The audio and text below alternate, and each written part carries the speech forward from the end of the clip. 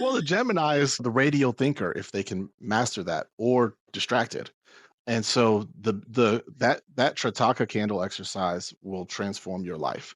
If you Really? stick with it, for 90 days, I'm certain that you'll notice, but I guarantee she'll notice. Ooh. And it will have an effect, especially for because a Gemini, I mean, our astrological influences are just that. They're influences. So they don't control our life, they don't command our life, but they are strong influences. Like the wind in a sail. The wind's blowing one way, but I can still master it and maneuver and go anywhere on the ocean if I knew how to do that.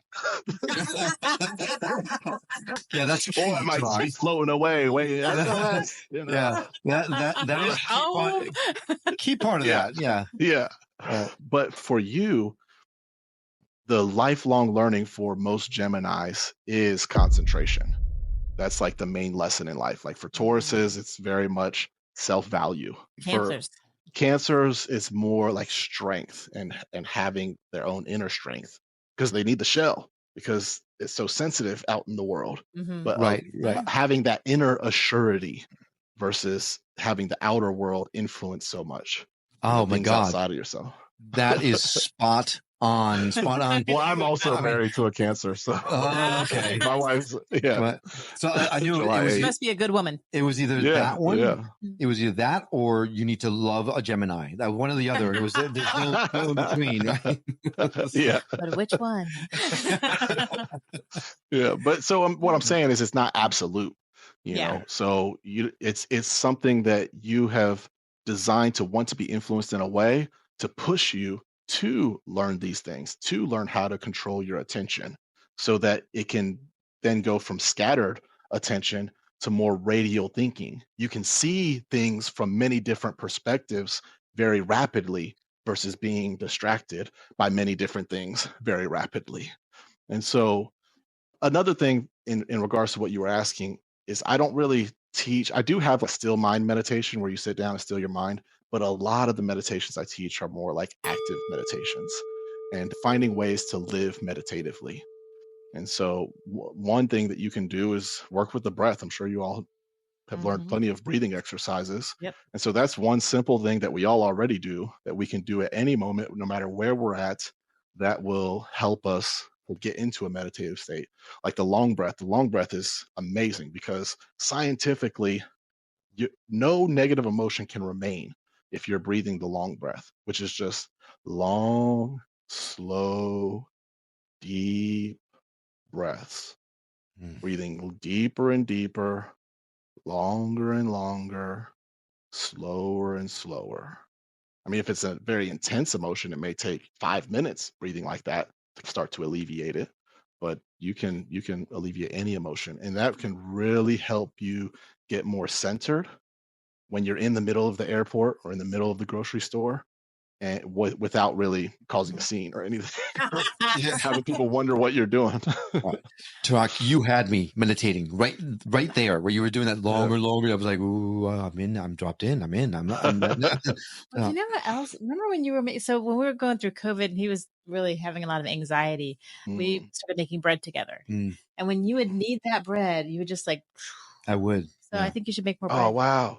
So that's good. hilarious because earlier when you were describing things before, I instead shifted into like the Gemini things, but I wanted to ask, what's an activity that you do where you feel very centered and just not really engrossed, but just every sense of your being, not just sight, is fully connected with what you're doing? When I'm interviewing someone for a podcast. Yeah. That's probably true.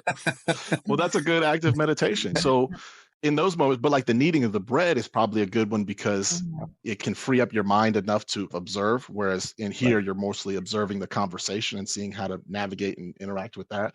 Whereas in kneading the bread, you can observe your mind and watch how you get into that state to where you can slowly over time. I mean, it does take time. It's not like all of these things that I'm sharing to people is just going to be a magic pill and eradicate things. But over years, you'll get into a practice where you can just put yourself in that state without any activity. Right. It's actually interesting because there are two things that I've recognized that gets me there. And one of them I never expected it to be. First, the adult coloring books. Right? Mhm. Yeah, When I'm yeah. coloring, man, I drop in, I zone. I mean, I really enjoy it, and I never do it. I need to get Mm. invest in a few of them. But then the one thing I actually found it through COVID when we got those Lego things for Sienna, and I was the one putting them together. I was Yeah. the act of putting these things together, following the step-by-step instructions on putting the Iron Man head together and things like that. Yeah. That was really, really cool. And I didn't even think about that Well, just now. Yeah, that's maybe you should actually it. replace your mantras with the Legos. There you go. I mean, I always say that I think I was probably a factory worker in a past life, because any little things I do with my hands, whether if you have a bunch of chains and they get knotted together, that, or I love to cook and just chopping, Yeah. doing that, or Cooking is right. now those coloring books freak Yeah. me out with all those little spaces. That's just way too stressful. Oh, see, I like Those that. give me anxiety. Like I can do big colors and spaces, but like the little ones, I'm like, oh, that's a lot of work. No, I like the. But like if I'm It's like too moving intricate. my hands and doing stuff, that's just like, Oh, Nice. Nice. all right. Well, Yeah, we're so gonna get a lot just of work observe done. different things in your life where you already are naturally getting into a meditative state. Yeah. All right. You know? Tarak, you are fascinating to me because you are. I mean, you truly you're talking. You're giving specific ways for people to do certain things, and that's exactly what we look for on a daily basis. But I'm really curious, how did you don't look like you're that old, you look like a very young man. How did you gain all this wisdom? How did you come across all these things? You said you were a knucklehead. How'd you go from knucklehead into master? Yeah. Willpower, lots of willpower. I'm actually 228. I was born in 16. No, I'm fine. Yeah, no, I'm not that. I'm not even 40 see the yet. Egyptian deity behind you, so I can see how Yeah. Although immortality is a subject that fascinates me, but I just lots of. So how it really came about was I was going to school. I was like 25, 26 years old. So pretty much I was about to get into my solar return. Yeah, I was like 26. I went back to college.